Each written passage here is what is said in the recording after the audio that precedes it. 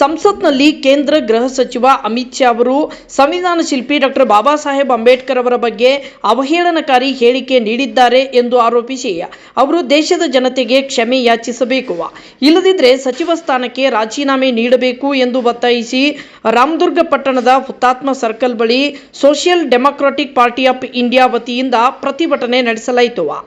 ಪ್ರತಿಭಟನೆಯಲ್ಲಿ ಎಸ್ಡಿಪಿಐ ಪಕ್ಷದ ಕಾರ್ಯಕರ್ತರು ಗೃಹ ಸಚಿವ ಅಮಿತ್ ಶಾ ಅವರ ವಿರುದ್ಧ ಧಿಕ್ಕಾರದ ಘೋಷಣೆಗಳನ್ನು ಕೂಗಿ ಆಕ್ರೋಶವನ್ನು ಹೊರಹಾಕಿದರು.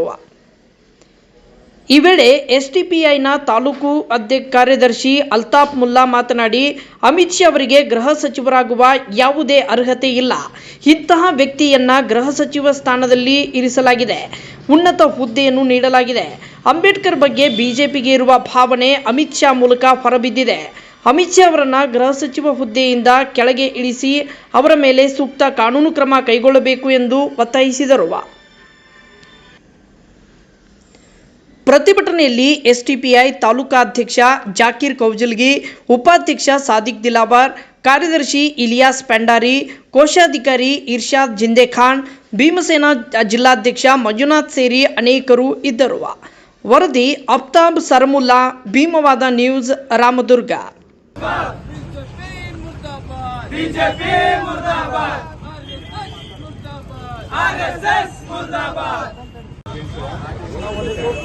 जय भीम।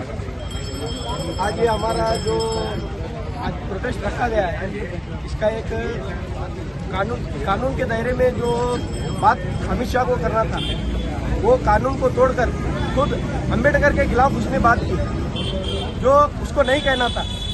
वो जो बात कहने से पहले ये सोचना था कि जिसने उसको संविधान दिया है, जिसको वो जगह पर, वो कुर्सी पर उसको बिठाया है, उसके खिलाफ वो आज बात कर रहा है। अगर वो संविधान नहीं लिखते, अगर वो संविधान के बारे में बात नहीं करते, तो उसको वो कुर्सी भी नहीं मिलती और वो किसी के घरों में कुछ ऐसे काम करते हुए दिखाई देता जिसकी उसके औकात भी नहीं थी। वो आज इस संविधान को लेकर, इस संविधान के दायरे में रहकर उसको बात करने की जरूरत है। एक अमित शाह एक मिनिस्टर होने के बावजूद भी एक ऐसी बात करता है, तो उसको क्या है, अपने जो मिनिस्टर पोस्ट से इस्तीफा देना चाहिए, क्योंकि उसकी वो औकात नहीं है। एसडीपीआई इधर खड़ा है, गली से लेकर दिल्ली तक हर एक को संभालने की एसडीपीआई ताकत रखता है।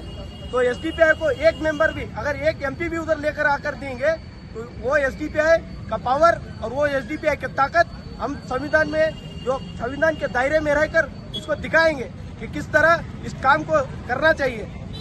एक ये पार्टी जो लेकर चल रही है, हर एक ओबीसी वालों को होंगे, एससी एसटी वाले होंगे, या जो भी पिछड़े तबके हैं, उनको साथ लेकर जाने की ये पार्टी है।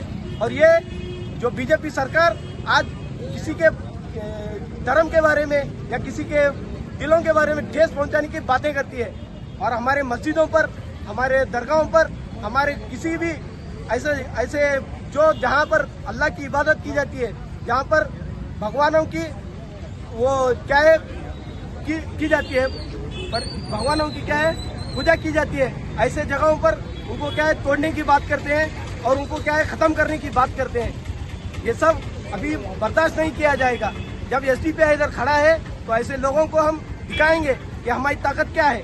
इतनी बात पर मैं बताकर मेरी बात को खत्म करता हूँ। अस्सलाम वालेकुम, जय भीम। जिंदाबाद जिंदाबाद जिंदाबाद जिंदाबाद, एसडीपीआई जिंदाबाद, एसडीपीआई जिंदाबाद। ಕ್ಷಮೆ ಕೇಳಿಲ್ಲ ಅಂದರೆ ಮುಂದಿನ ಯಾವ ಥರನಾಗಿ ಹೋರಾಟಕ್ಕೆ ಸಿದ್ಧತೆ ಮಾಡಿಕೊಂಡಿದೆ? ಸಲಾಂ ವಾಲೇಕುಮ್, ಜೈ ಭೀಮ್. ನಾವು ಸೋಷಿಯಲ್ ಡೆಮೋಕ್ರೆಟಿಕ್ ಪಾರ್ಟಿ ಆಫ್ ಇಂಡಿಯಾದ ವತಿಯಿಂದ ದೇಶದಾದ್ಯಂತ ಪ್ರತಿಭಟನೆ ಮಾಡುತ್ತಿದ್ದೇವೆ. ಪ್ರತಿಭಟನೆ ಮಾಡುವ ಉದ್ದೇಶ ಏನೆಂದರೆ, ಕೇಂದ್ರ ಗೃಹ ಸಚಿವರಾದ ಅಮಿತ್ ಶಾ ರವರು ಸಂವಿಧಾನ ಶಿಲ್ಪಿ ಬಾಬಾ ಸಾಹೇಬ್ ಅಂಬೇಡ್ಕರ್ ಅವರ ಬಗ್ಗೆ ಅವಹೇಳನಕಾರಿ ಮಾತುಗಳನ್ನು ಹೇಳಿ ಅವರಿಗೆ ಅವಮಾನ ಮಾಡಿದ್ದಾರೆ. ಆದ್ದರಿಂದ ಅದು ಹೇಳಿದ ಮಾತುಗಳೇನೆಂದರೆ, ಅಮಿತ್ ಶಾ ಅವರು ಹೇಳಿದ ಮಾತುಗಳೇನೆಂದರೆ, ಅದು ಪಾರ್ಲಿಮೆಂಟ್ನಲ್ಲಿ ಹೇಳಿದ ಮಾತುಗಳು. ಅದು ಹೇಳಿದ ಮಾತುಗಳೇನೆಂದರೆ, ತಾವು ಎಷ್ಟು ಸಲ ಅಂಬೇಡ್ಕರ್ ಹೆಸರನ್ನು ತಗೋತೀರಾ, ಅಷ್ಟು ಸಲ ಯಾವುದಾದ್ರೂ ದೇವರ ಹೆಸರು ತಗೊಂಡಿದ್ರೆ ನೀವು ಸ್ವರ್ಗದಲ್ಲಿ ಇರ್ತಿದ್ದೀರಿ. ಈ ಥರ ಮಾತು ಹೇಳಿ ಅಂಬೇಡ್ಕರ್ ಅವರಿಗೆ ಅವಮಾನ ಮಾಡುವ ಈ ಅಯೋಗ್ಯ ಅಮಿತ್ ಅಮಿತ್ ಶಾ ಅವರಿಗೆ ಹೇಳುವ ನನ್ನ ಮಾತು ಈ ಮಾಧ್ಯಮಗಳ ಮೂಲಕ ಹೇಳುವುದೇನೆಂದರೆ, ಹಲೋ ಮಿಸ್ಟರ್ ಅಮಿತ್ ಶಾ, ಇಲ್ಲಿ ಭಾರತಕ್ಕೆ ಬಾಬಾ ಸಾಹೇಬ್ ಅಂಬೇಡ್ಕರ್ ಅವರಿಂದ ಸಂವಿಧಾನ, ಶಿಕ್ಷಣ, ಘನತೆ, ಗೌರವ ಸಿಕ್ಕಿದೆ. 3000 ವರ್ಷಗಳಿಂದ ಶೂದ್ರರ ಬದುಕು ನರಕಾಗಿತ್ತು. ಅವರಿಗೆ ಸ್ವರ್ಗದಾಯಕವಾಗಿ ಜೀವನ ಕೊಟ್ಟು ಸಿಕ್ಕಿದ್ದು ಭಾರತದಲ್ಲಿ, ಭಾರತದ ಬರೆದ ಸಂವಿಧಾನದ, ಬಾಬಾ ಸಾಹೇಬ್ ಅಂಬೇಡ್ಕರ್ ಬರೆದ ಸಂವಿಧಾನದಿಂದ ಸಿಕ್ಕಿದ್ದು. ಇಂಥ ಮಹಾನ್ ವ್ಯಕ್ತಿಯ ಹೆಸರನ್ನು ತಗೊಂಡರೆ ನಿಮಗೆ ಏನಾಗುತ್ತೆ, ತೊಂದರೆ ಆಗುತ್ತದೆ. ಇಂಥ ಮಹಾನ್ ವ್ಯಕ್ತಿಯ ಹೆಸರು ತಗೊಳ್ಳಿಲ್ಲ ಅಂದ್ರೆ ಮತ್ತೆ ಯಾರ ಹೆಸರು ತಗೊಳ್ಬೇಕು?